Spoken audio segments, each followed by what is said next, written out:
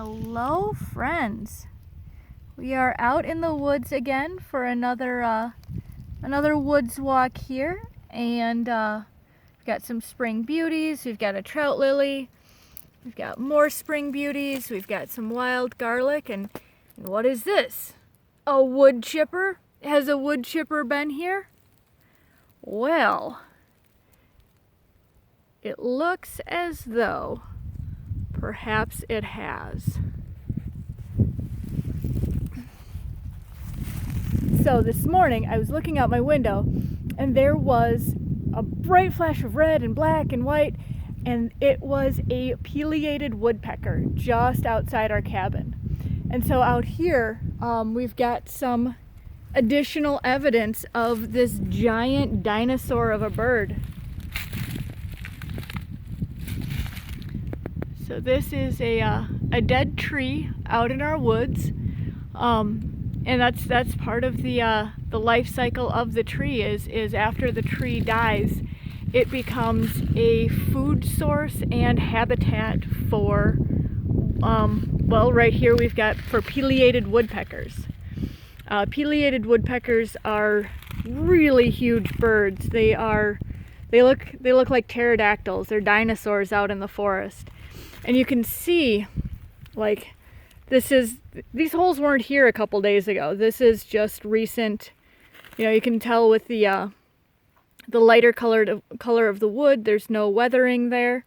And these are, you know, this is, of these holes here, this is one of the smaller ones. You can just really see the amount of action that the pileated's got going on out here. Pileated woodpeckers need a large area of intact forest. And that's something that we're really proud to be able to, oh, there it is. Oh my goodness. You definitely can't see this on my camera, but they're up in the trees over there. The pileated I'm talking about is swooping around up there.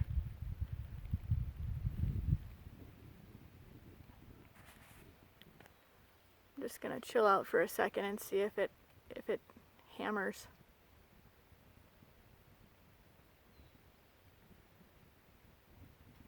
They're such big birds. You can just, you know, they're easy to catch out of the corner of your eye because they're significant, and they have kind of a swooping, almost looks like a swimmer as they're flying. Just kind of a really loping wing pattern. Well, we'll keep an eye over there, see if I can catch that very cool bird. But here's some of its snacks, and the holes left by woodpeckers and these big ones left by pileated in particular provide nest habitats for other birds. There's a lot of, you know, the smaller owls will set their nest in there. It's just a really, you know, you've got a tree that's dying, but that's not, it's still very, even in its death, it's still, oh, there it is.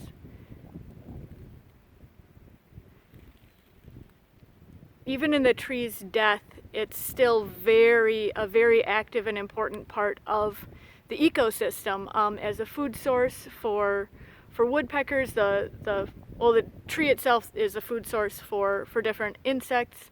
The insects are food sources for the pileated woodpecker. The woodpecker is creating habitat and home space for owls and other animals. Squirrels will store nuts in those holes. It's really cool to be here and see the ecosystem all working together.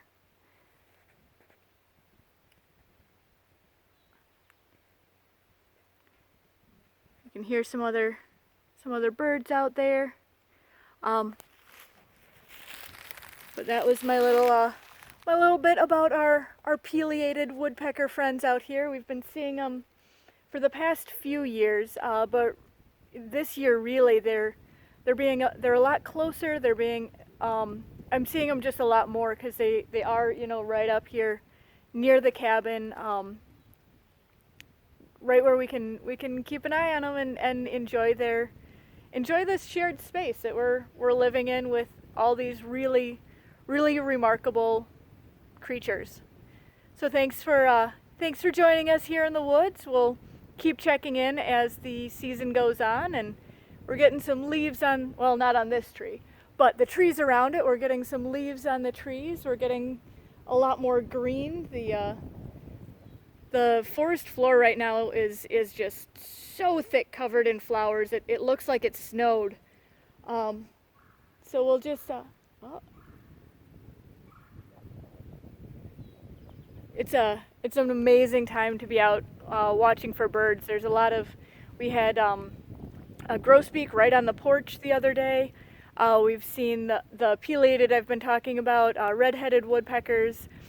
We've seen an assortment of warblers. I don't know my warblers nearly as well as I would like to. Towhee, the eastern towhee, brown thrasher, just all kinds of cool birds out there. So if you get a chance, go out and play from a safe distance, but go out and play. It's a beautiful time to be out. And we'll see you next time. Thanks. Bye.